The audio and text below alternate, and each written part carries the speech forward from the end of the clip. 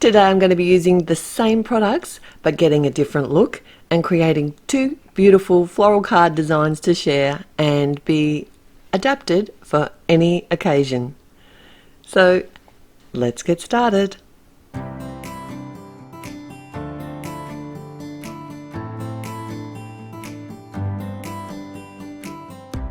Hi there, it's Therese from Lostinpaper, and I've got two floral designs to share with you today, and I'm going to walk you through them. I've got some Pink Fresh Studio products here, and they're new to me, so I was really excited to use them. One of them's a hot foil plate, and it's the Joyful Peonies, but it also has a coordinating stencil. So I thought I'd share two different ways to use these products on my cards. And the reason I'm using Pink Fresh Studio products today, as well as Altenew, is that they're both sponsors of the upcoming Card Maker Success Summit, which I'm a speaker at. I'm really excited. It's only a few days away now. So what I'll do is I'll put my link in the description down below so you can click on there and join this free summit. But there is the opportunity to buy an all-access pass as well, and there's an early bird price for that, so I really highly recommend that because there's lots of freebies and downloads that you're going to get along with that pass, as well as ongoing access to the videos. So I hope I can see you there. It's going to be a blast. So with these cards, better get to work now. These were inspired by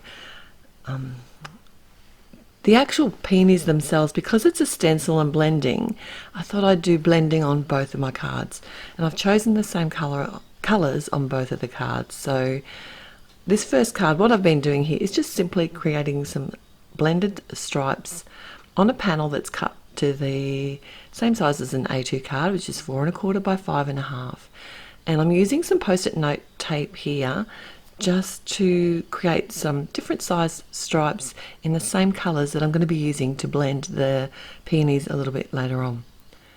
And I just love that modern look of these stripes and how easy it is to create a card with them.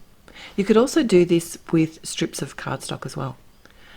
Now I've got the Gemini foil press, which goes with my Gemini die cutting machine. And basically I've used the gold foil that came with the machine because why not? It's there to be used.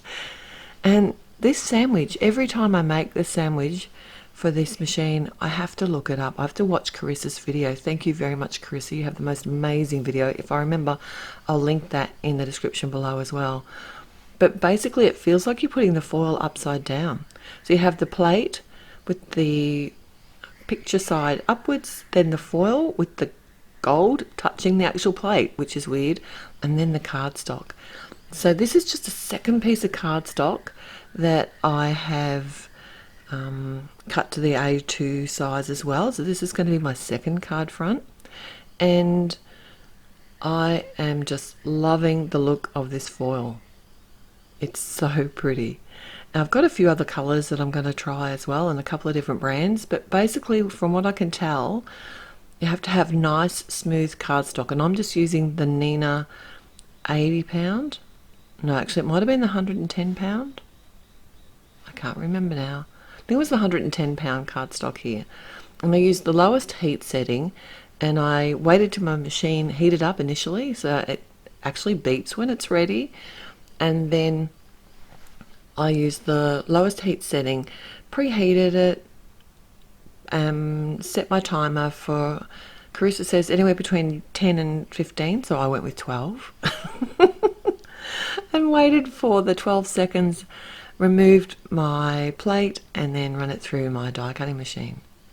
Now the first one I did move a little bit, so I was just worried that it was going to be really hot to touch. It wasn't too bad, but I was pretty careful. But where the gold didn't impress in one of the leaves, I did come in with a gold gel pen after. And also the other fix that I did, which I didn't share because I never noticed it before, but I did have some overfoiling on my stripes on one of the colours, on one little section. So I just used a craft blade just to scrape the excess gently away, like the excess foil away. So this is the Joyful Peonies layering dies. No, it's not. It's a stencil set.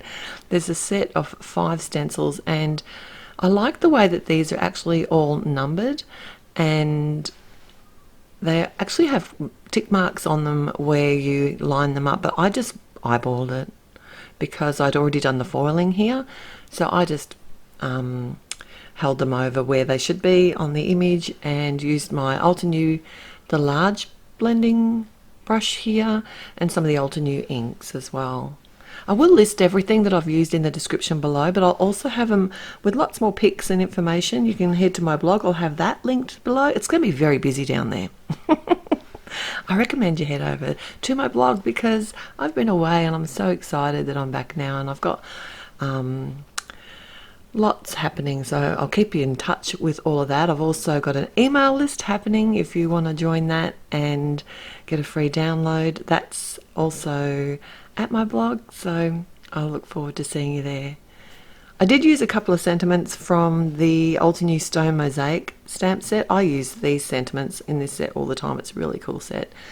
I didn't use any black ink today. You'd be very proud of me. I actually used coloured ink for my stamping. I used the brown mocha for this little sentiment here, which I popped up on the front of my card.